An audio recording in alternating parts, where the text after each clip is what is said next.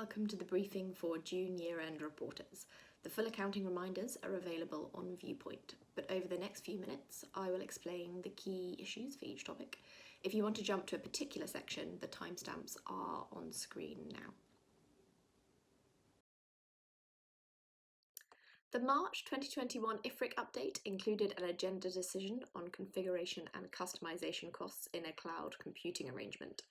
The agenda decision includes steps which entities should consider in accounting for such costs.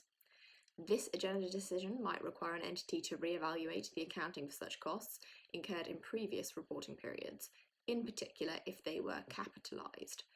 Agenda decisions often provide explanatory material which can result in voluntary accounting policy changes in accordance with IAS 8, as they arise from new information. Voluntary changes in accounting policies are applied retrospectively unless impracticable. Practically, while it might be expected that a 31st of December 2021 reporter would have sufficient time to analyse this IFRIC decision, it may not be able to do so for the 30th of June 2021 financial report. Disclosures in a June 2021 financial report explaining their process and timing of any expected change should be made if this is a significant policy. The IASB have issued an IFRS 16 amendment which provides an optional practical expedient if certain conditions are met for lessees from assessing whether a rent concession related to COVID-19 is a lease modification. Lessees can elect to account for such rent concessions in the same way as they would if they were not lease modifications. In many cases, this will result in accounting for the concession as a variable lease payment in the period or periods in which the event or condition that triggers the reduced payment occurs. On to IBOR reform. Since the financial crisis, the replacement of interbank benchmark offered rates, known as IBORs, has become a priority for global regulators. This is an ongoing process and is happening at different speeds in different parts of the world, but is expected to happen by about 2021 or 2022 in most parts of the world.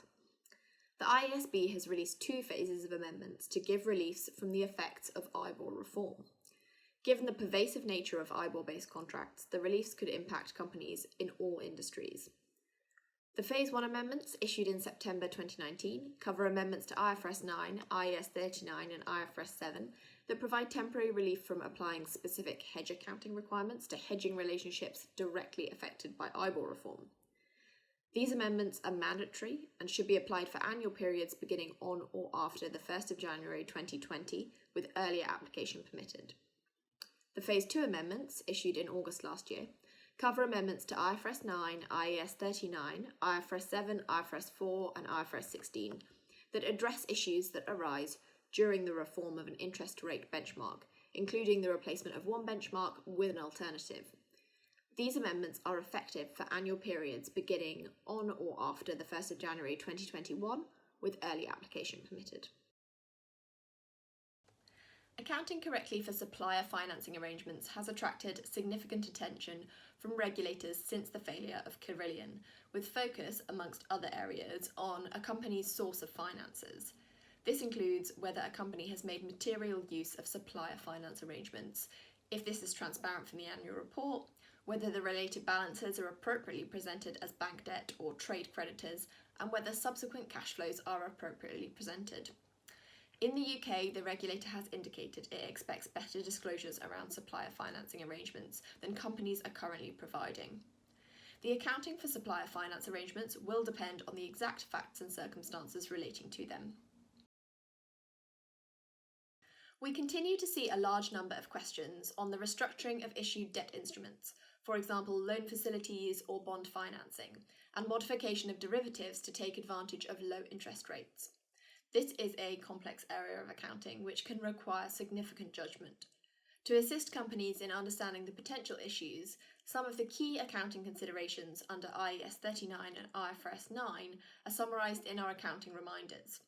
These include determining whether the new and old debt have substantially different terms, the treatment of a gain or loss on modification or extinguishment of the debt, the treatment of fees incurred as part of the renegotiation, the use of an intermediary, and the modification of derivatives.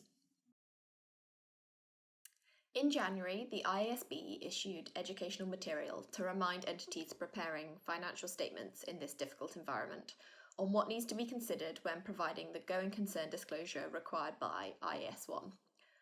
The document focuses on judgmental areas where there are significant doubts over going concern, but where mitigating actions are sufficient for going concern to be appropriate. Where material uncertainties remain, it highlights the need to disclose the uncertainties, as well as information about the judgments made to conclude that going concern is appropriate. Reference is also made to the agenda decision in 2014, which concludes that when mitigating factors are in place, and it has been concluded that there are no material uncertainties, such conclusions would involve significant judgment requiring disclosure under IAS 1.